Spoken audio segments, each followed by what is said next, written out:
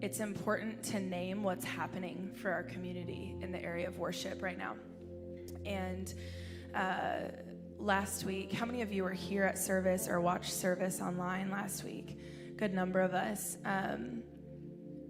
We had a time at the 5:30 in worship that we would call a corporate encounter, where we encountered him in his holiness, and it was beautiful and it was marking.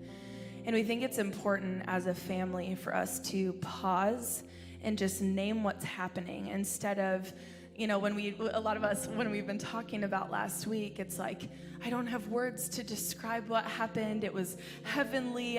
How did that even happen? How is that even possible? What we tapped into together. And there's a lot of this language around, I have no words to describe it, and I don't understand it, but I was impacted by it, right? And I think that even right now, yes, Ben's saying, how about now? Yes, how about now? That's why we're not pulling up stools and a table, because I think we're just going to continue in a second. But it's important for us to name that we didn't stumble upon a moment like that. It's not that everything was just, we were doing it how we always do things, and then Holy Spirit just came in like a wind and did it. But it actually is that we all know this, he's inside of us. So what was different, and obviously sometimes he will rest on a people, but I believe that we have an invitation right now to actually demystify what happened last week. That what happened last week was not by happenstance. It was because of what we would say two things. One, hunger from the people.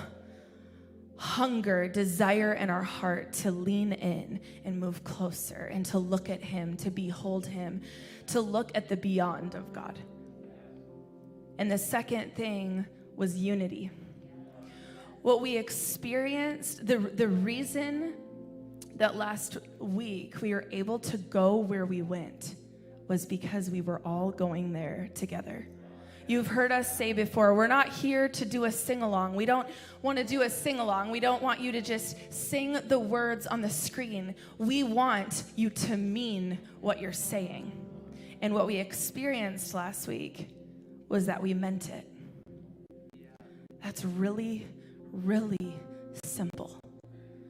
And I want us to name that as a community. I do not believe that what we tapped into last week should be a rare occurrence in the body of Christ. I want us to celebrate that there was something new that I believe that we dug a deeper well as a community in the area of worship last week. I believe we dug something deeper, and now we get to draw from that well and keep drawing from that well. And I want to celebrate that. But I also want to call us higher as a community to say that should not be the rare occurrence. All that is hungry ones gathering and meaning what they say. That's so simple. Everything that we do, you hear us talk about it all the time. We want to see an end to spectator Christianity. You are here because you're hungry. You have hunger on your heart. You're here because you've found other like-minded believers that are hungry and saying, there's more, and I'm hungry to tap into it. And all that we experienced was we said, God, I want to see you in all of your glory. I want to see you in your beauty. I want to be fascinated with the beyond of who you are. And we actually meant it. The authentic, honest song of our heart last week was holy. And it felt different. I'm going to say this over and over. It felt different because we meant it.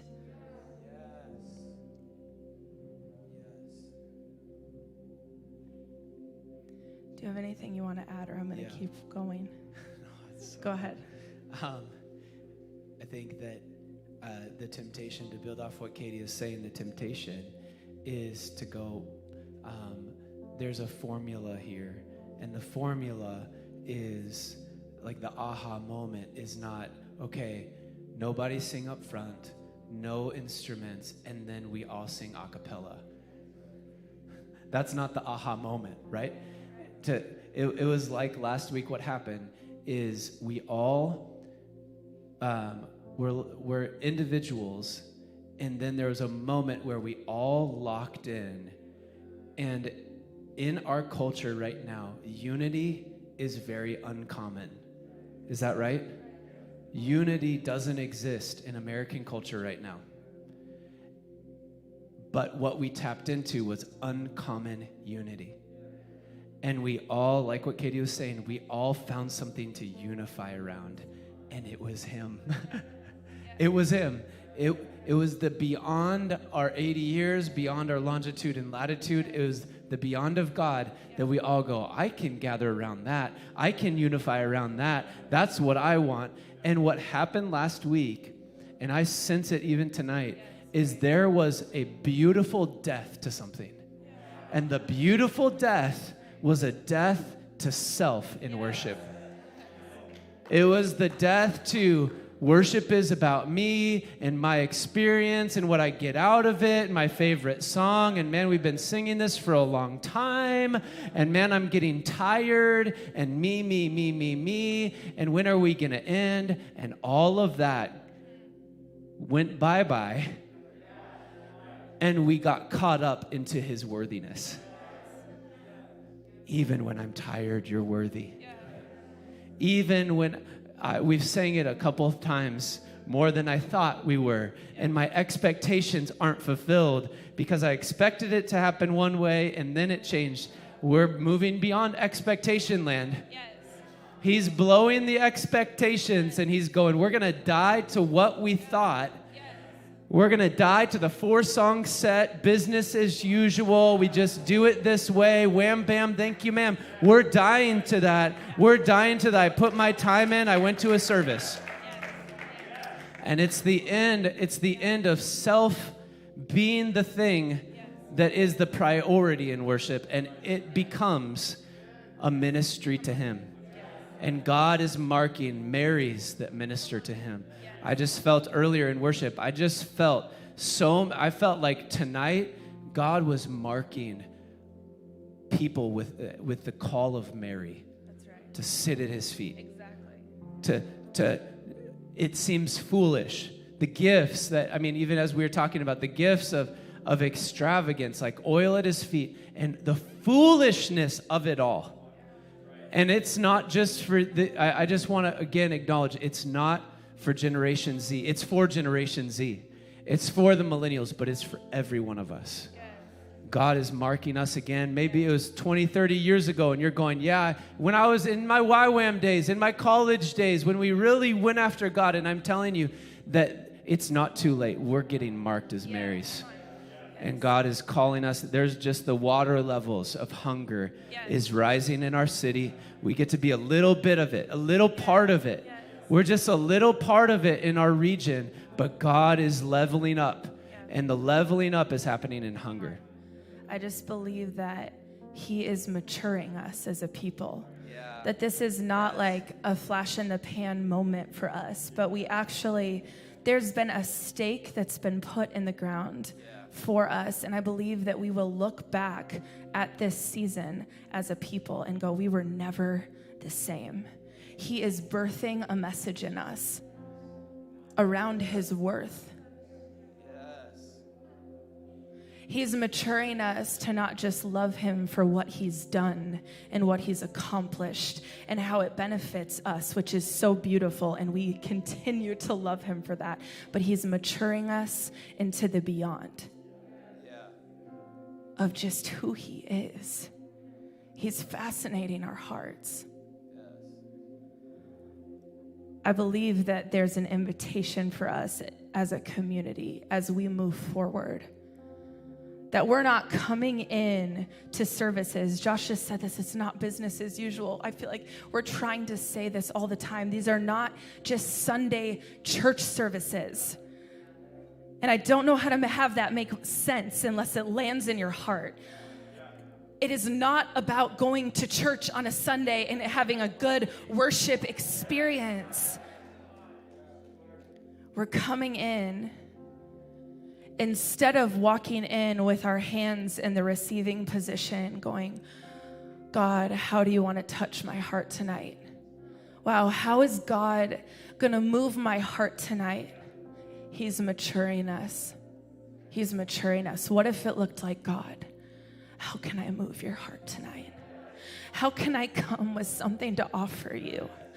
How can I lavish my love on you? How can I just tell you again how much I love you? I want to offer you something. I don't want to be empty-handed, always receiving. I want to come before you and give you something. I want to give you a pleasing sacrifice, a sacrifice of praise, a sacrifice of thanksgiving. That is what he's maturing us into, his worthiness. His worthiness. Give me your mic. I don't know what's happening with my mic, and it's driving me crazy. Listen.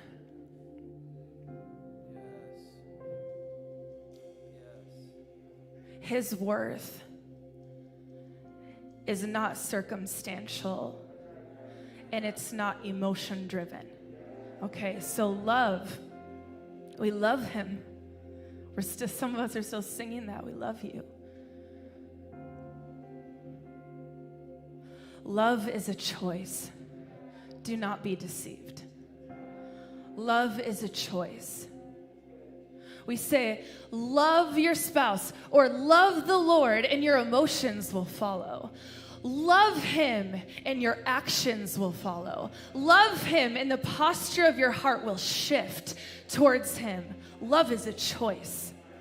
His worthiness.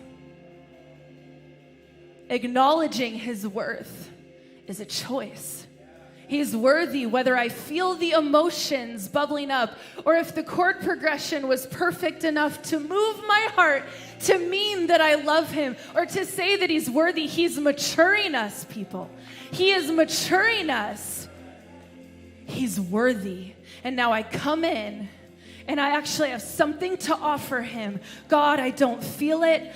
I don't want to sing this right now. My day was insane. My week, my season, my year, my life, whatever has been the worst. But Jesus, you're worthy. And I have something to offer him when we come together. He is maturing us. What if we caught a higher vision that thing that you're carrying, that burden on your back, oh, it's satisfied when we just look at him.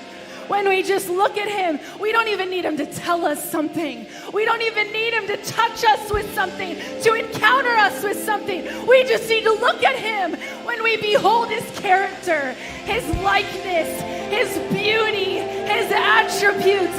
Everything comes into perspective when we just